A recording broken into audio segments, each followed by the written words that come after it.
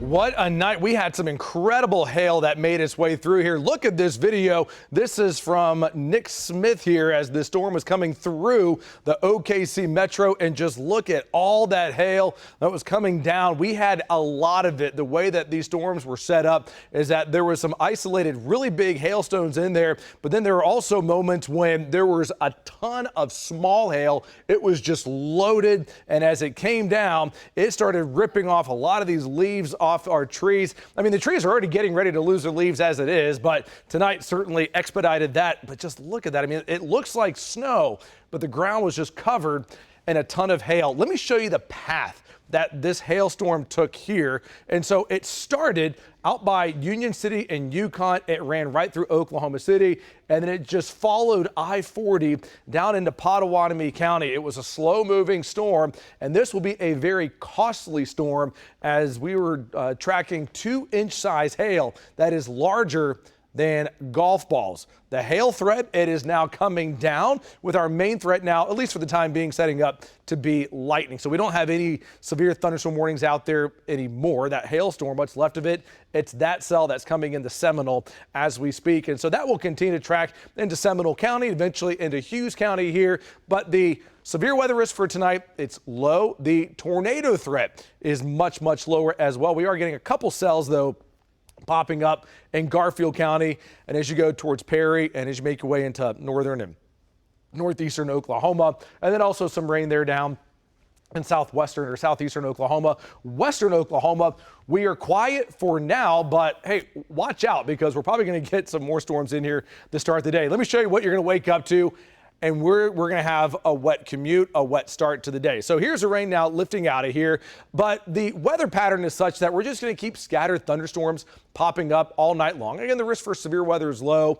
But should a storm go severe, like these cells here by El Reno, Norman, and Pauls Valley, it would be for some small hail and some strong winds here. Tornado risk is low while you're asleep tonight. Those storms are going to linger around even up into northern Oklahoma as you head out the door, and then look at all the rain that begins to develop in western Oklahoma out by Elk City and Cheyenne. That will eventually begin to track to the east as we go throughout the morning tomorrow. And we're going to set up for a very wet Friday, both in the morning and going into the night with some dry hours. The risk for severe weather for tomorrow afternoon, right now it's marginal. I-35 and west, that is a slight risk south of the Red River. There'll be just enough turn in the atmosphere for tomorrow afternoon that we'll have to watch for at least some spin and the threat of tornadoes. Right now on a scale of 1 to 10, we have it at a 2. That is a low chance here. So as we go in throughout the day tomorrow, again, we're watching the storms coming, developing out across western Oklahoma. They're going to spread up into northern Oklahoma. Some heavy rain really begins to just kind of take over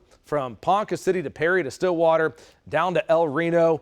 Thunderstorms will continue going into the early afternoon, primarily north of I-40. And then as we go towards a PM commute, this is when things begin to really take off south of I-40. Scattered thunderstorms back in the metro by 5 o'clock. That's going to lead to a slow drive home.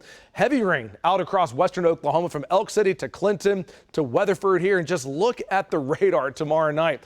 If there's any severe weather out of this, it would be tied to this activity down in southern Oklahoma here. We see those bright pinks on the radar.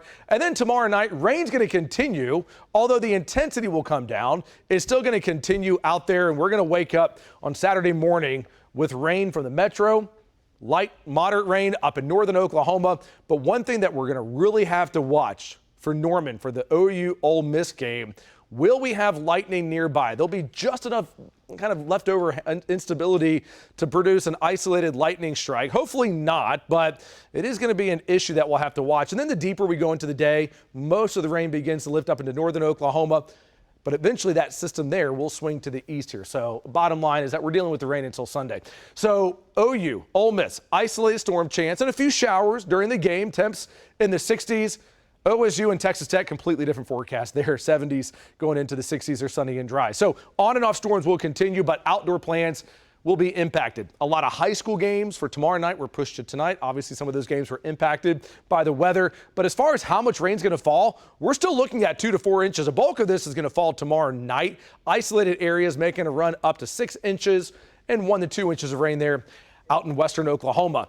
After this wet weather moves out of here early Sunday, next week, it is the last week of October as we get ready to go into November. And how about How about highs in the 60s, lows in the 30s and 40s? It is going to feel every bit like fall next week. Let's just hope we can remove those thunderstorm chances we have in the forecast for Halloween. And you're up to date with the latest First Alert forecast.